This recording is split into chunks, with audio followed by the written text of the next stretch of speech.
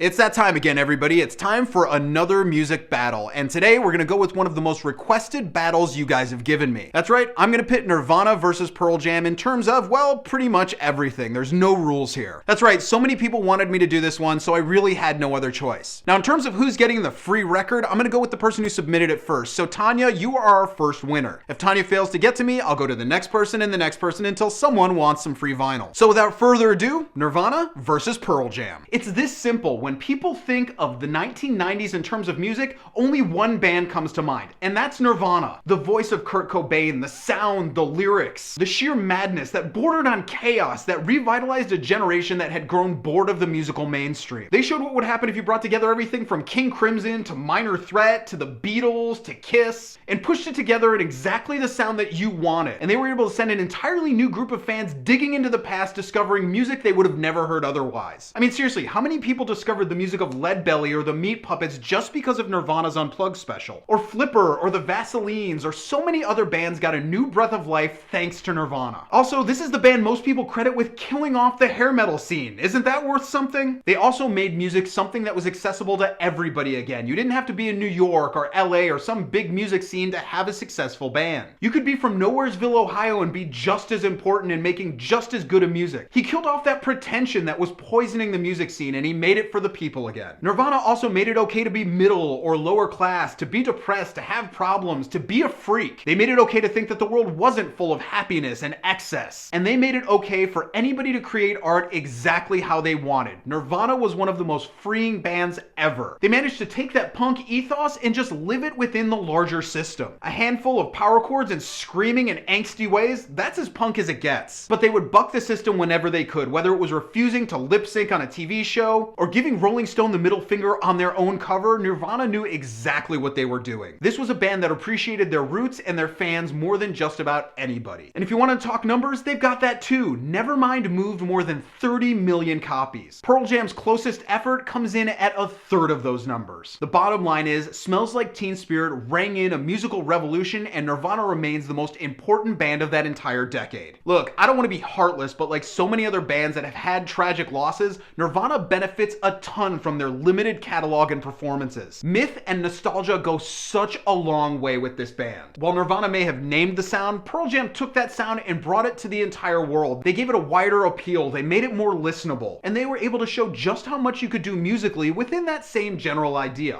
grunge. I mean, just think about all those great Pearl Jam singles. Alive, Better Man, Jeremy, Given to Fly, Daughter, Hail Hail, Mind Your Manners. The list goes on and on over decades. That is the sign of a truly great band. And there's no way of getting around it. The voice of Eddie Vedder, that defined an entire generation, and to this day, so many people try and copy that style. The real bottom line is actually this. Find me any other band from that era that is still together, has not broken up, and has the same members. Here's a hint. You can't. Pearl Jam are the only ones. No hiatus, no big band member changes, no infighting, nothing. They've just been a great, consistent band the entire time. Nirvana was showing signs of breaking and calling it quits even before the death of Kurt Cobain. And here we are more than 20 years later, and Pearl Jam is still going strong. Oh, you want to talk numbers? That's fine. Here's a number for you. 950,000. That's the number of units that Versus moved in its first 5 days on the market. And you know what? That was a record. And if you're talking about sophomore records, I'm sorry, but Versus continues to easily outsell In Utero. Nirvana may have been the first out of the gates, but even while they were both still making music, Pearl Jam was starting to edge in the lead then, and they continue to. Whether you want to talk quality or quantity, Pearl Jam crushes it both ways. And Nirvana were just a flash in the pan compared to Pearl Jam's continued red-hot burn. Pearl Jam are just the epitome of an iconic band through and through. There's no ifs, ands, or buts about it. And time will show that while Nirvana will be remembered for a song, Pearl Jam will be remembered as a band. So there's your arguments. Now it's time for you guys to battle it out in the comments. Let me know who you think won this battle. And in those comments, make sure to suggest what you want the next music battle to be. And if I pick yours, you're gonna get yourself a free piece of vinyl. As always, you can follow me on Twitter and Facebook right here, and we'll see you guys again next time.